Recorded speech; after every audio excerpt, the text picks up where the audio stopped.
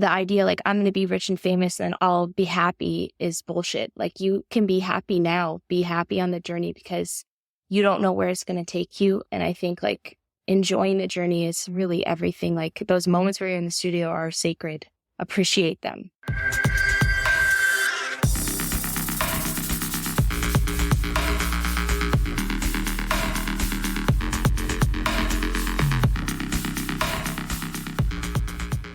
What's up, everybody? Welcome to the Headliner Mindset Podcast. Today's guest is the true definition of an independent artist. She's done everything from writing, recording, producing, mixing, mastering, playing instruments, singing, and performing, to also creating amazing content around her work, including full-blown music videos that would make you think she's signed to a major label, a true powerhouse pop star that takes no shit and creates her own rules. This is M. That's quite the intro. Yeah, you deserve quite the intro because you Thank are you. quite the artist. Thank you. I'm super pumped to have you here because honestly, like, I'm kind of like fanboying right now. I'm such a huge fan. Like, I love your music so much, and I'm really excited to introduce any of the listeners that haven't heard of you yet. You all got to go check her out. It's just so fucking good. Thank you.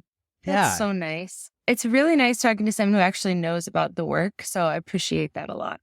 I would love to start off with hearing a little bit about how you became so good. How did you become this amazing, prolific artist? I know that you've been making music for a long time. Tell us a little bit about your story and how you got into making music in the first place. So my family is really musical. My dad's an opera singer and my mom's a harpist. Full time, that's all they do.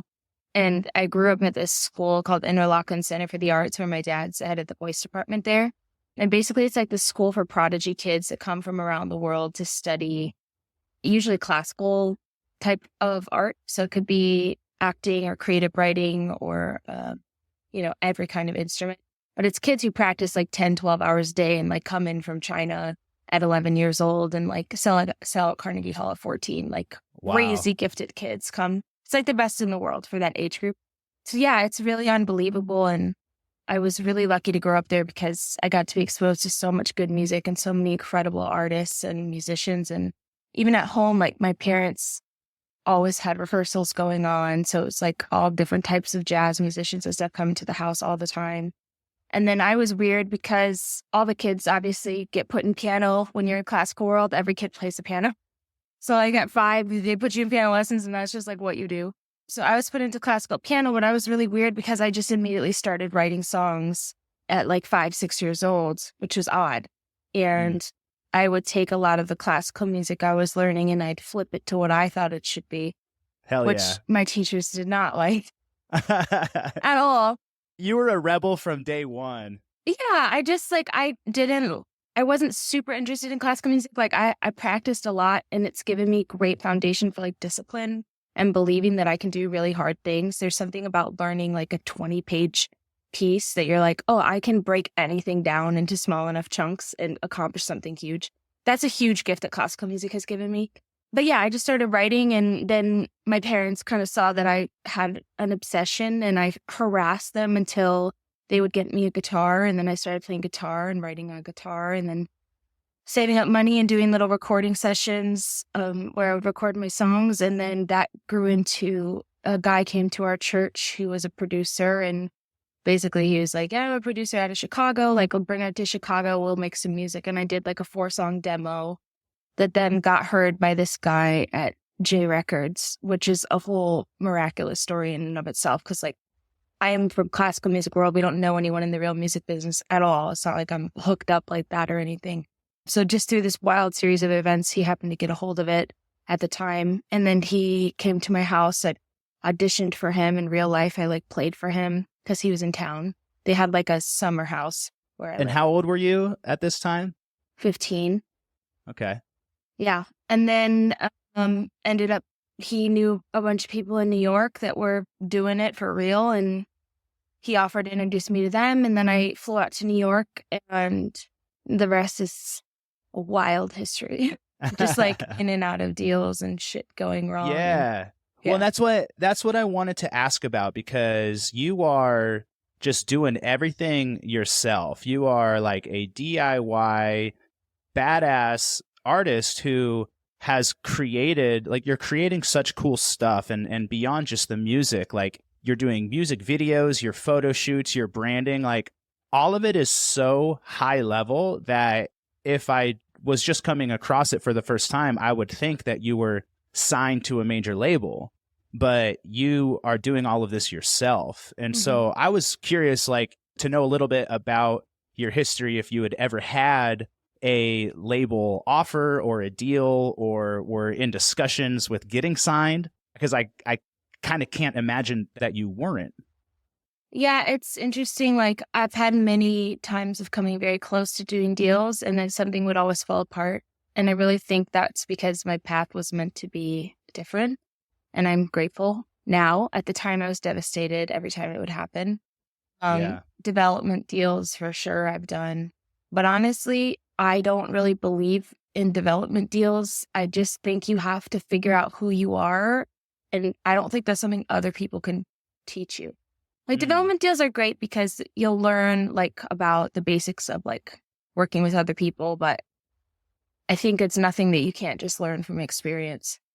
And I'm not entirely sure how a development deal works, but I imagine that's where, like, producers and a label are trying to develop you as an artist. Like, they're trying to kind of craft and steer you Yeah, in what they think you should it's be horrible. and look like and do. Yeah. So, yeah, in a way, it's like has been a blessing, because it's allowed you to really discover who you truly, authentically are as an artist without that, I guess, guidance or development from somebody else. Yeah, if you don't know who you are, no one else is going to be able to come in and like turn you into something and have it be authentic. That's the problem with development deals, is like a lot of times it's really young artists who have no clue who they are, which only comes with time and experience. Like, that's something everyone has to figure out, not just artists. So when someone comes in and is like, well, let's try putting you in this hair color and this style and this look and this type of song and this type of production, it's like, oh, why doesn't it feel authentic? Well, because it's your idea of who I should be. It's Yeah. not me. Yeah. Yeah. So, what has helped you really learn about who you are? Hard stuff happening. Yeah. It's like the more shit you go through, the more you're like, oh, actually, I am really resilient. And that's something I like about me. It's like learning what you like the most about yourself. And for me, like everything I make, I'm trying to like have a bigger impact than just music. So it's like, how can I use this shitty thing to turn it into something good for a listener or for someone who's experiencing the work? So yeah, I think like don't underestimate the value of the hard stuff that happens to you, because that really is going to show you who you are. Yeah. Yeah. And that's what I love about you as an artist, and I can imagine also it maybe it would be different if you were signed to a major label, because they'd probably be telling you what you can and can't do and what songs you should write or sign. But I think because you have the freedom to just like relentlessly and authentically be yourself, you just write about really real shit. And there's like a real powerful, strong, and oftentimes even edgy message around your music and what you're putting out there. Can you share a bit about what your message is and what M as a project and as a brand is all about? Thank you.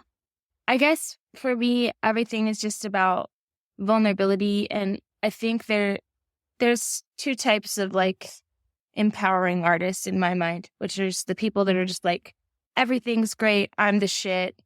And you never actually hear about what they are going through. And I don't think that that feels as real as just being like, I'm super fucking depressed. This has gone wrong. This has gone wrong. This hard thing happened. But here I am and I'm still here and I'm still like doing my thing and I'm proud of myself. I think that's two very different ways of approaching the empowering message. So I try to be vulnerable and like share the hard stuff just as much as I share the positivity, because that's what makes the positivity matter, you know? Yeah.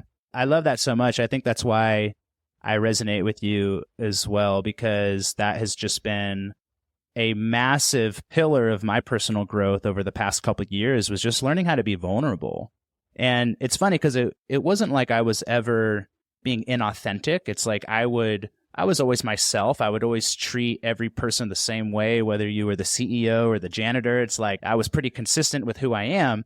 But I also realized later on, I was like, there's a whole other side of me I wasn't showing. I only showed this sort of positive, happy, cool dude. And I'm like, wait, there's this whole other part of myself that I actually wasn't really even in touch with, which is this sort of shadow side, the side that is messy and fucked up and not perfect and actually is sad and does have bad days. And I'd never let anybody see that. And so these last couple of years, I've just learned how to just fucking integrate all of that and just like expose myself and be myself. And it's been so amazing because on the one hand, I just give less fucks about anything. Like it's just been empowering for myself to live that way. But it's also really inspiring to see what it does for other people too. Cause they're like, man, I kind of resonate with you so much more. And I really respect you so much more because you have the courage to be vulnerable. And, but they just connect more with real, raw, authentic humans, which we don't see so much in these curated Instagram feeds and these polished pop artists who just only show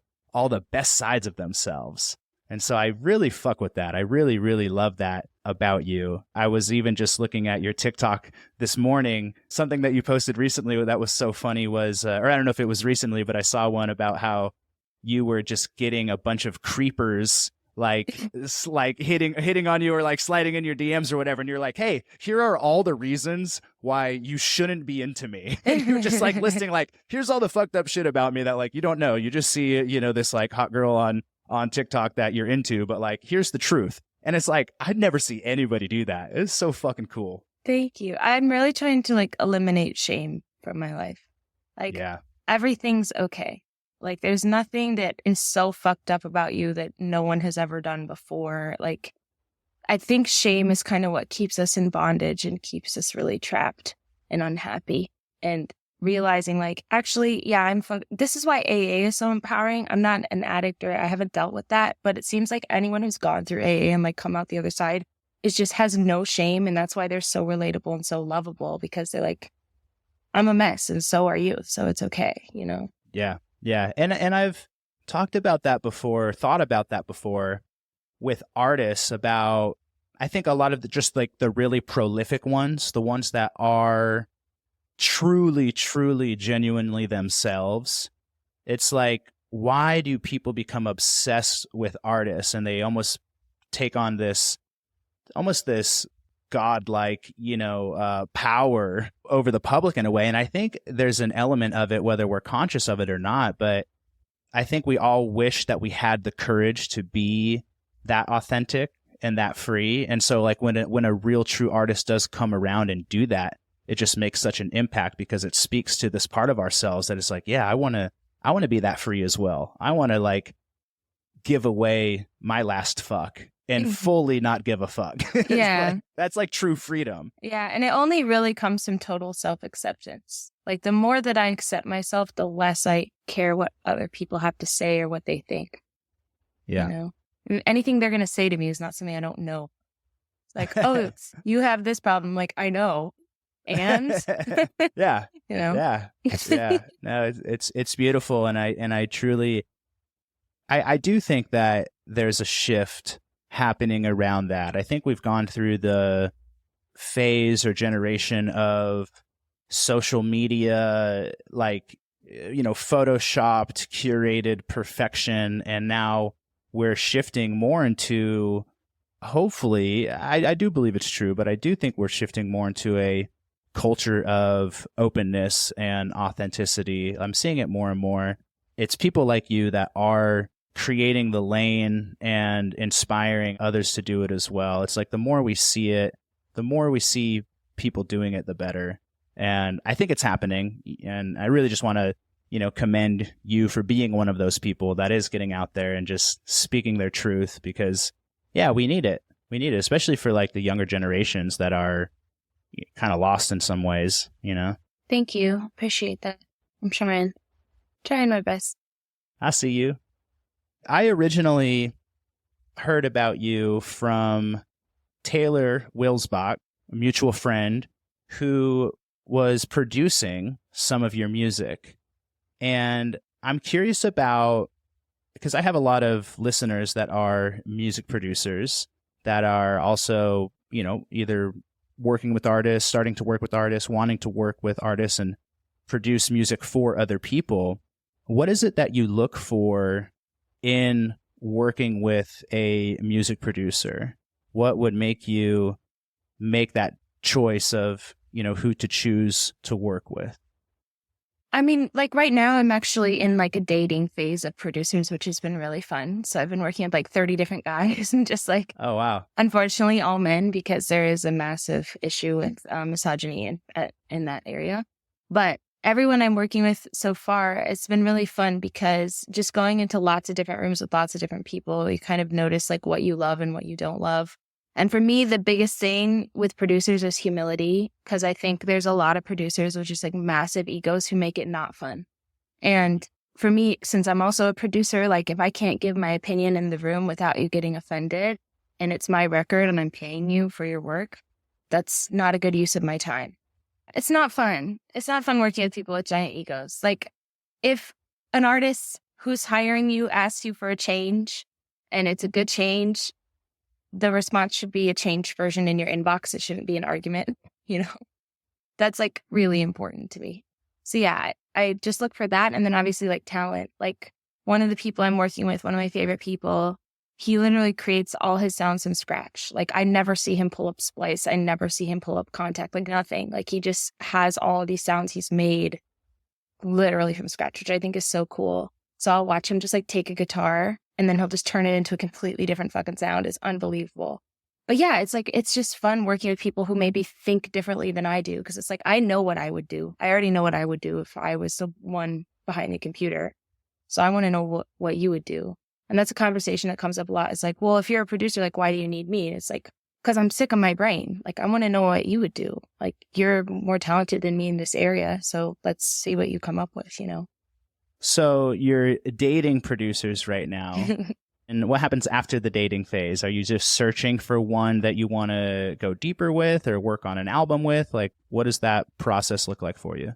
So I think I've made the decision to stay single as a artist. And obviously I'm not talking about literal dating right now in case you're not keeping up with that. Chill out, guys. I think it's important to like keep trying different people your whole career, because otherwise you might think you found the thing, but you might find something different with someone else. Like one of the people I'm working with, one of my favorites, like we found a sound that I have not been able to find with anybody else, but I'm going in and telling him the same stuff I'm telling everybody else. But it's just like, for some reason, we just gel in a different way. So yeah, I think it's, even though I found that and I'm finishing a record with him right now, I still have a session with someone new right after we get off of this podcast. So it's like, I'm still trying new people all the time because you just never know like what you could find. Yeah. And so how come all 30 of these producers are men and there's no women in there? For these ones, the person who referred me only referred me to men. I wish there was more women, but I literally don't know that many female producers. I know like 3 and they all produce themselves only. So I'm like, okay, till I meet them, I guess is what I'm doing. All right. For all my badass female music producers that are listening to this episode, hit me up, slide in my DMs. I will personally introduce you to M, and we're going to get you hooked up because this girl needs some female beats, and we want to see this shit happen. Yeah, the numbers are depressing. They're out there. They're out there. I know they are. So as you've been coming up in the industry, you've had potential deals that have gotten close to finishing, but then have fallen through. There's been development deals. And it seems that at some point you just said, fuck it, I'm going to do this myself. Yeah. And that's really what I would call like the headliner mindset. So was there a specific moment where you just really said, I'm going to let go of trying to get signed and I'm going to just take ownership of this? Like, walk me through what that part of your journey has looked like. And I'm really curious to understand just like the mindset behind it, because I think a lot of people are waiting for somebody else to come along and help them and save the day versus, the artists that are just like, fuck it, I'm going to do this thing myself no matter what. Yeah, I think everyone hopes for like the magic hookup where they don't have to do the work of building the fan base one by one and they can just get that amazing person who will pick up the phone for them and change their life. And it happens. But to me, like I have met a lot of those people and I waited for literally years of my life for those people to do the things that they promised me. And I didn't put out music and I just waited and trusted people that I should not have trusted. And I finally got to the point where I was like, okay, I'm done waiting. If I'm going to have the career that I want to have, I can't let anyone else tell me who to be. And I need to figure out how to make money and how to get followers. Because I realized that that was the biggest thing that they had was like access to people and access to money. And I didn't have that. And it's like, as long as you don't have money, you're probably going to be dependent on other people giving you permission to do things. So then I learned about manifestation and I just chose to believe that I was worthy of my dreams. And I still work on that every day because there's parts of me that still don't believe that. And I manifested a lot of money to do all the things I wanted to do. And then, yeah, I just started building a following by all the ways you're supposed to, which is like posting 1,000,000 times a day and all that. And it's not fun. It's not fun to build a follow. Like no artist that I know is like, I really want to go on TikTok 5 times a day and post my thoughts and feelings. It's like, no, I don't really want to do that. I want to be in the studio. But if that's what I have to do to grow, then that's fine, I guess, for now. So yeah, I just took control because I was like, I'm tired of everyone else having control over me. I'm over it. I love the TikTok conversation because I've had this a few times on the podcast so far, but it is recognizing like, hey, I'm a business owner. This is a marketing tool that will help my business. Yeah. Even though maybe I don't want to do it, even though maybe it's not my favorite thing, I'm going to still do it because this is going to help me build my fan base. So it's like, roll up your sleeves and do it. And I love that you point that out. I also was curious, and I'm excited to dig into this a little bit more, but the quality of the content that you've been making from your music videos, your photo shoots, it's very elevated. And I think that also is a big hang up for a lot of artists is it's like, if you want to make dope shit, it does take money. It does cost money. It's very expensive.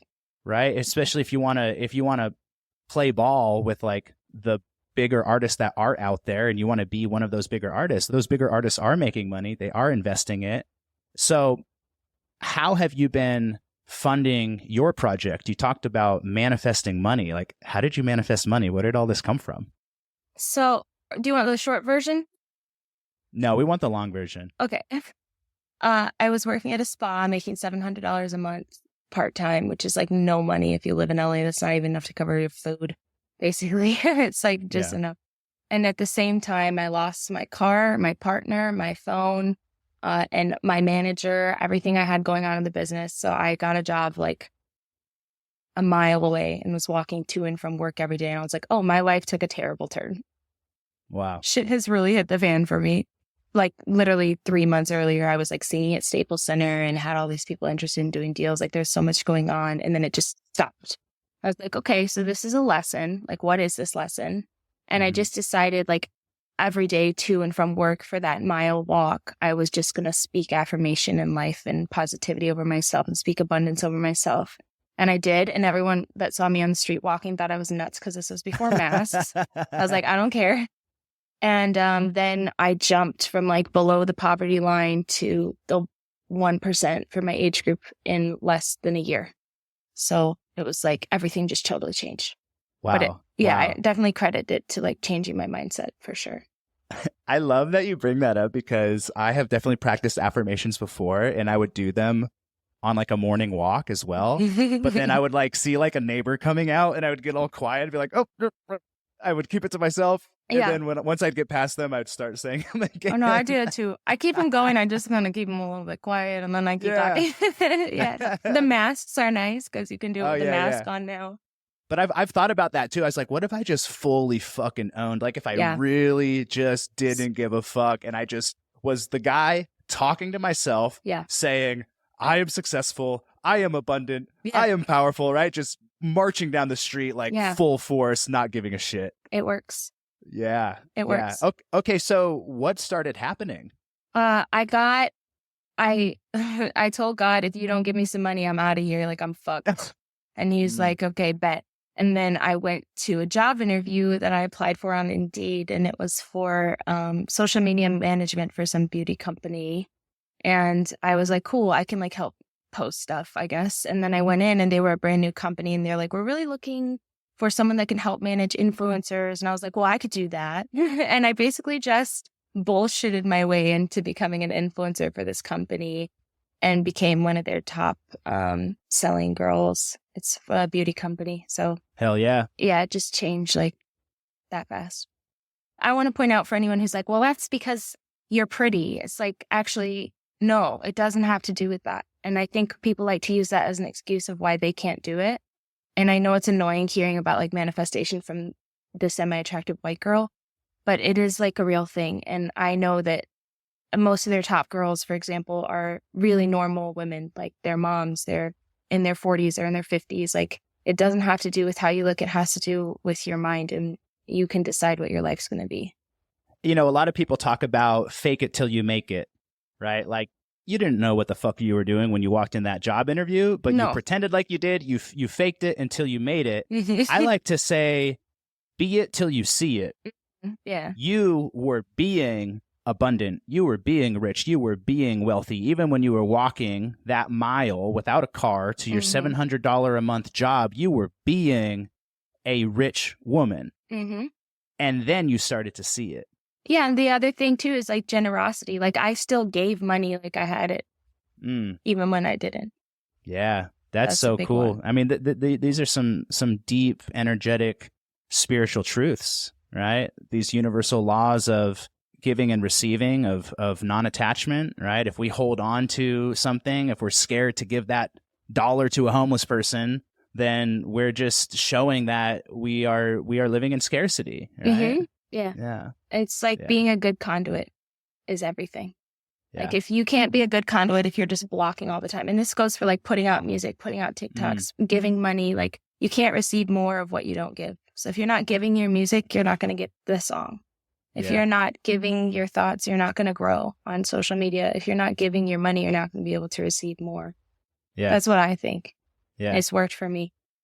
I love it. I always talk about how a lot of people get stuck with releasing their music. They make the music and then they're scared to put it out because then, you know, you're open to criticism. You're open to not hitting the numbers you want to hit or whatever. And when you don't release, I like that we call it a release. Like, hey, I have a new album release coming out or a song release. But really, it's like it's a release of energy. You have to release this energy. You need to release this gift. And it's like declogging the pipes so that they can stay clean and clear and open. And if you don't release, I mean, I've had so many clients in the past that have been sitting on tracks forever, and it just creates all of these problems and these creative blocks. But once they start releasing it, it's like, oh, I'm open again. I'm free again. I'm creative again. Yeah. Releasing's hard. It's really hard. I think you have to also, release some of the pressure. Let go of some of the attachment and expectation. What makes you say releasing is hard? Well, I think it's an emotional roller coaster because you have such high hopes for the song, and most people envision the highest possibility for their song, and then they put it out, and if it doesn't hit that possibility, they're devastated, and then they stop. Maybe they'll put out like 5 songs or 10 songs or 20 songs, and then they're like, oh, it doesn't work. I quit because I didn't blow up. And it's like, well, Russ didn't blow up till his 300th song. So why are you complaining? It's like, it's not because your song's not good or because you suck. Like, we take it so personal. It's literally because right now we live in a world of algorithms and you have to feed the algorithm. So feed the algorithm until it's happy, and then your songs will blow up. And what's awesome is the whole back catalog will blow up. Like, everything that you put out before, like so many people, when I put out a new song, come to me and they're like, oh, I found this from 2 years ago, 3 years ago, 5 years ago. I love this song. It's like, yeah, that's what happens. And eventually one will blow if you don't stop. It's just a numbers game. As long as you're not creating absolute shit, like, it's just a numbers game, really. Yeah. And speaking of numbers and speaking of releases, some of your songs have on Spotify 8 million plays, 6 million plays, 4 million plays. They're doing very, very well. What tips or advice could you give to artists that would help them reach those kinds of numbers? What did you do to help those songs blow up? I've tried a lot of things because I had a budget. I tried many different types of marketing, and I could tell you, as someone who has had the abundance to do whatever I wanted to try with no label, the thing that has worked the most is the free stuff. Like hitting up YouTube channels made a massive difference for me, because if the YouTube channels pick up your song, that's the best free promo in the world because their audience is so tailored. I would highly recommend doing that whenever you drop a song.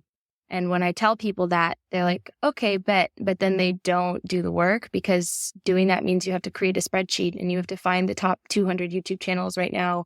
And you have to figure out what genres they post, and then you have to send it. And then you have to, there's work. Then you have to follow up, and then you have to whitelist them. And like, people in general they like doing the work of creating the song because it's fun, but they don't like the sitting for 8-10 hours for 5 days and getting figured out like how to blow it up. Yep. Yeah.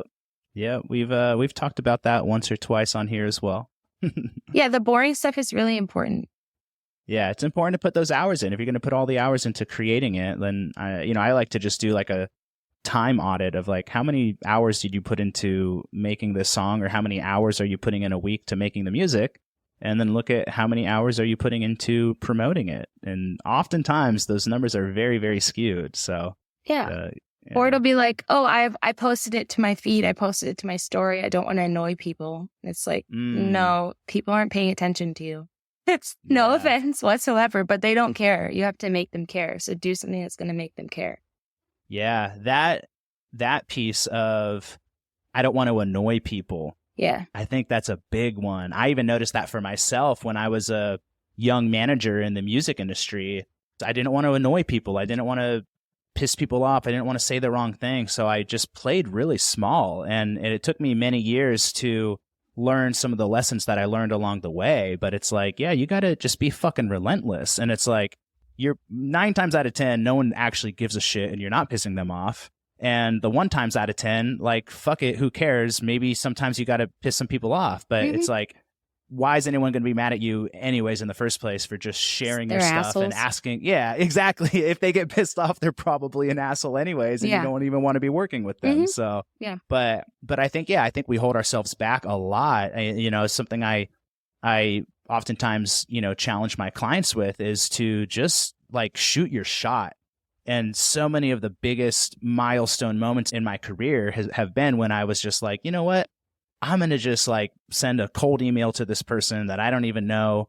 And then they've got back to me like the same day. I'm like, holy shit, I can't believe that worked. But like, what if I hadn't sent that email and then seeing what it did to change my career? And then I think I'm like, oh my God, how many of those emails could I have been sending every single day? Yeah. What if I was just sending out fucking 10 emails a day or 10 DMs a day and just shooting my shot with everybody possible, right? Knowing that like, I can back it up and I have quality shit and I have something to offer. I think, there are people out there just spamming garbage. But if you have something to offer, you believe in yourself, you can add value, then like back to this idea of just abundance. It's like there's an abundance of opportunities out there waiting for you. You just got to reach out and grab them. You got to create them. Yeah, that's something that got me stuck a lot, was thinking like, this one person is the way. And if this one person rejects me, which I know why I have an issue with this as a childhood thing, but it's like, oh, if this one person rejects me, it's not going to happen for me. So I have to get that person to love me. But it's like, oh, that manager said no to me, so I don't have a manager. Boo-hoo. But it's like, okay, why don't I go make a spreadsheet of 200 managers and email all of them? You could do that. Same for like producers. Like if you have a bad situation, I have so many artist friends that are like, oh, me and my producer had a falling out. Like, what am I going to do? I'm like, you hit up 1,000 other producers. Yeah. Just think of it like sales. Like salespeople go door to door and 99 people say no and 1 says yes. And the one that says yes is the only one that matters. It's true. Yeah. It's true. I also think that the universe sees you working and rewards you for it. Where oftentimes we're like, all right, I've got to get in touch with this person, or I'm aiming for this target. And then we go for it. And we might not hit that target or land with that person. But oftentimes some very synchronistic, interesting stuff happens and other doors start to open and other people start to pop up. And I truly believe that it's like, if you're just out there getting after it, and you're putting the energy into your vision, into your goal, into your dream, then the universe is going to like support you in that. Like mysterious shit is just starts to happen. And I've seen it happen a million times for myself and for other people, but it's not going to reward you when you're just sitting around waiting for things to happen, or when you're like, when you're scared of pissing people off or upsetting people, or when you're just playing small. It's like when you're like fully invested, you're fully in, you're fully going after it. It's got your back, and to really believe that and trust that. 1,000%. And I've had people do the asshole thing. Like I've had people call me out publicly on their Twitter, like you should not be DMing whatever, like trashing me to all their people, a million comments of like, this bitch is so annoying, and I've had people be huge assholes in responses and emails, but guess what? I'm fine. And it still works sometimes. So don't be afraid of those things happening. Once they happen, it's almost a blessing, because then you're like, okay, that happened. I'm going to keep going. I have a new rule that I've been thinking about a lot lately, where I'm like, if you're not in better shape than I am, or healthier than I am, or making more money than me, or further along and have like a bigger career, or like I'm not taking advice from you. Yeah. Like if you're doing it better than I am, then I'll listen to you. But if you're not, like, I have zero tolerance or patience for your opinion whatsoever. So, yeah. And that's usually where it's coming from, is somebody that has fucking 6 followers and is like telling you what you should be doing, right? I've never had someone tear me to shreds that was a better person or more successful than I was, really. No. That I cared about. Yeah. Because that kind of shit doesn't get you anywhere. No, it doesn't. And it's just insecurity. Yeah. Yeah. I saw something on your TikTok about playing a show with, I believe, like an all-woman band that you were mentoring in some capacity. Can you, what was that about? So they're not my mentees. I'm partnering with this nonprofit called Turn Up Her Mic for a show August 8th in LA at the Moroccan Lounge, if you want to come. But basically all the band members are mentees that are young female musicians in music, and young female MDs, young touring booking girls, like all up and coming. And then they have people from like CAA and like all these different types of people come in to mentor these girls and like how to build a show and how to put it together. So I'm one of the artists that they get to play with so that they can have that experience. It should be really cool. I'm excited. That's amazing. That's so cool. I love seeing you do that kind of stuff. Thanks. It's a show, so I'm just happy to play, Yeah, I mean, let's talk about being a woman in the music industry, because I know that's something you are very outspoken about, and it is I don't know, it's kind of a fucked up world out there sometimes for you all. And so, I don't know, what do you want the next generation, and also just your peers of women that are working in the music industry, what do you want them to know? What's your message to them? That's a huge question. I just finished a massive 2-hour project about this that hasn't come out yet, but it will be all about that exact question. I think like you're not alone is the biggest thing, because for my project, we interviewed probably like 50 women who all worked in music behind the scenes. So like musicians, tour managers, dancers, things like that. And of those 50 women, probably 90% had been assaulted while working. Wow. On tour or backstage or whatever. Some brutally, like horrific stories. And there's never justice. Like and they suffer for their entire lives because of it. And a lot of times they go to the leadership of the tour or the leadership of the studio or whatever, and they basically tell them like to get over it. And it's just, it can be really heartbreaking and really hard to keep going when you feel like no one cares about your safety is a huge one, or that no one believes you or takes you seriously when you try to talk to them about it. So I think for them, just knowing that they're not alone and that their experiences are not unique, because there's this really isolating factor in music where we feel like we're the only one, or that we're competition, so we can't confide in each other. And when we actually end up getting together and talking, we realize we all have the same 10 stories.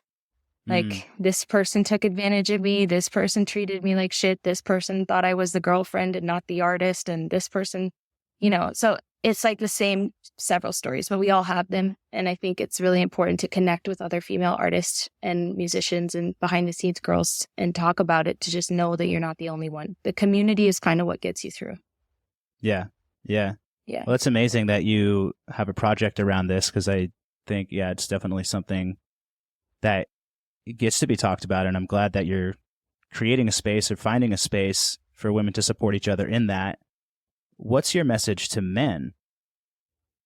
I think for most men are good men. They're just not aware. And I think that sort of unconscious misogyny is the problem. It's like, because you're not aware of what women are going through, you're like not likely to pay attention to the things that suck for us, in the same way that maybe white people don't notice racism in a lot of places because it's so ingrained in us, and we have to be aware of like, oh, that could be hurtful, that could be dangerous. And we have to like train ourselves to become aware of those things as white people. I think it's the same for men. Like, you need to start training yourself to pay attention, like, to unsafe situations at the studio. Like, don't leave. Just because a dude is cool with you does not mean that he's safe for a girl to be left alone with. So a lot of guys who are like, well, that's my homie, he would never do anything. It's like, no, he's way different when you're not in the room. Like, you don't know because you've never been in that experience. Things like that. And believing girls is huge. And just don't obviously be a dick. Like, don't assault women, because statistics are horrifying. It's 1 in 3. And if you even say that, most men's first response is like, well, what's your source? And it's like, why do you need to go straight there to doubt and being like, what's the source? And there's tons of sources. You're welcome to look them up, instead of being like, oh shit, that's a problem. How do we fix that? And most men get defensive. And I think it's like realizing it's not an attack on you. We just need your help. Yeah. You know? Yeah. Yeah. And I'll say this as well to the men, and to any men that consider themselves a leader, that you get to call your brothers out. You get to call your homies out, that we get to call other men out. And it's even starting with the little shit like locker room talk. If we want to change the culture, then we need to start holding each other accountable for the way that we speak, because a lot of times there's really dumb shit that is said. There's a lot of dumb behaviors that are being done. And if we're not holding each other accountable, it's going to continue to perpetuate. And I've had some pretty awesome experiences, and, you know, maybe it's from being a little bit older, maybe it's also from being a little bit bigger, but, you know, there have been these moments where I've called people out for, you know, using the word bitch when they're referring to somebody. I'm like, hey, you want to rephrase the way that you're saying that? And I've actually had people be like, oh shit, you know what? Nobody's ever called me out on that. Like, thank you for saying that. And it actually gave them a pattern interrupt where they started to look at themselves and kind of second guess and reconsider the way that they were speaking and the way that they were thinking. And the surprising thing was, it was just like nobody had ever fucking called them out before. And so we all can do a better job with each other as men, because yeah, it's funny. It's like, you know, we will oftentimes even speak differently if a woman is in the room versus if they're not. And it's like the dudes all hanging out. And actually, that's where a lot of the work gets to be done as well. So just calling out all of my fellow brothers out there that think that they're a leader, that's one way that you get to lead. So start holding each other accountable. Yeah, that's huge. Thank you. We need that so bad. And the other, I think there's just 2 misconceptions that if you have a vastly male audience, they will probably say. So the first one is like false reporting. That's less than 10%. The vast majority of situations is that it's completely underreported. Assault is very underreported. So it's probably much higher of a figure than we know of. So if you're worried, like someone's going to say I did something that I didn't, there's a very, very, very small chance of that. It's between 2 and 10%. 10% is very high and very unlikely. The second thing is like blaming girls for what happens to them. This is something that I deal with a lot. Like, and that mindset is very common of being like, well, she wore a low-cut shirt, so she asked for it. Obviously, that's like such a level of stupidity that I'm not going to correct you here, because you need a lot more help than I can give you on this podcast. But I think just being aware of those types of mindsets, and that they do lead to bigger things. Like you said, locker room talk does lead to assault. Locker room talk does lead to domestic abuse. It does, because they think it's okay. And it starts with those little things, and they're way more important than you think. So I appreciate you standing up for stuff that matters. I really appreciate you. Yeah, for sure. I appreciate you too. You're dope. Thank you. Hmm. Thanks. What other advice would you have for just up and coming artists, people that are chasing their dream, that have the goal and vision of being a full-time artist, of doing this at a high level? What kind of advice and words of wisdom would you have for them? I think the biggest thing is don't quit and know that it's a journey and it's about enjoying the journey. There's nothing that success is going to give you that you don't already have. You might be like, well, I'll have money and then I won't be as stressed out. No, that's true to a degree. But also there's like bigger responsibilities that come with success. Like just as much stress comes with success as life is just as stressful. If you have a lot of money, then you have to learn how to manage it. You have to learn how to invest it. You have to learn how to steward what you're given. If you have a lot of success, that means you have employees that you have to take care of. And all of a sudden their lives and their children are dependent on you. And there's like a lot more than just you involved. So I think understanding like the idea, like I'm going to be rich and famous and I'll be happy is bullshit. Like you can be happy now, be happy on the journey because you don't know where it's going to take you. And I think like enjoying the journey is really everything. Like those moments where you're in the studio are sacred. Appreciate them, you know, and like do your best all the time. I think just doing my best and showing up when I didn't want to show up has opened the most doors for me in my life. For sure. And yeah, I think like have faith. Like if you don't have some sort of faith in something bigger than yourself, I don't think you will survive because you have to know that you're called to this for a reason and try to make it about something bigger than yourself because you will not have the strength to get through the hard stuff if it's not about something bigger. I think knowing though your why is really, really everything. It's so important. And what's your why?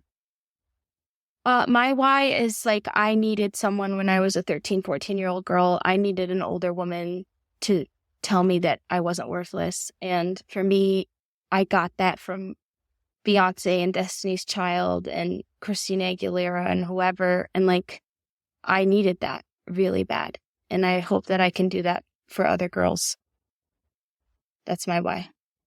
I love that. I love that you bring up the idea of purpose and having a why, because that definitely can be a really powerful driving force.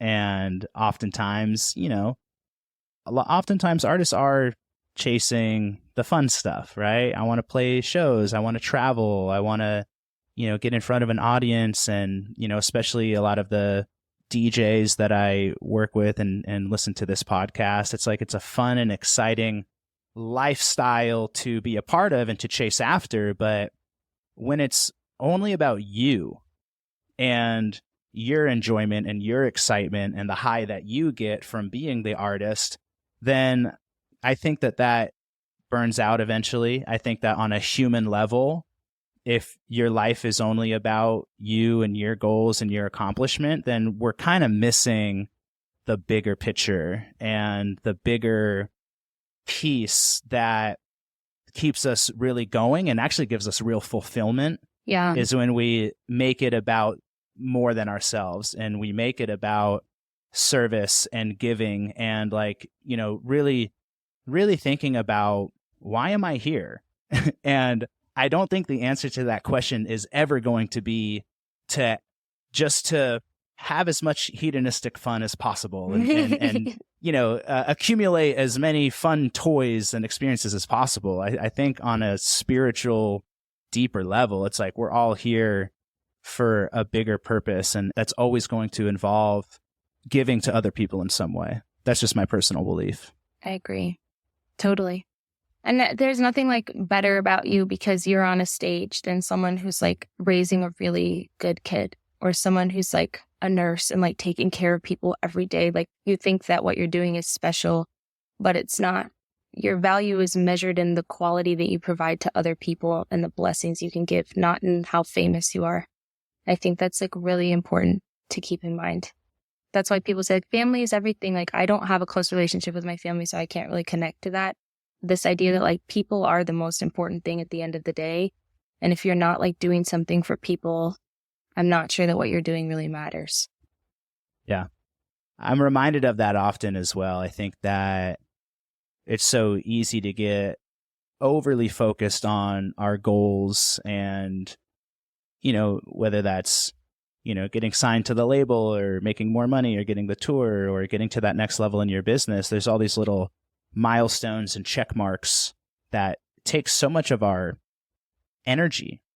And it's very easy to lose sight of what I think is most important and what does give us, usually most of the fulfillment that we have in our lives, which is our relationships with other people. It is people, right? And especially like, just the relationship with friends and loved ones. And, when you think about the greatest moments in your life, they usually probably weren't like by yourself, or they weren't when you're like, oh, wow, I got this fat paycheck. It was like, oh, when I was like laughing so hard with my best friend that I blew snot out of my nose. And, it's like, those are the moments that are so important. And it can be easy to let those fall to the wayside when we're like hyper focused just on our goals. And it's hard. It's like, I do talk about the importance of making sacrifices. It's like, as an artist, sometimes like you got to just have your head in the game and just be hyper focused on the mission and the vision, and like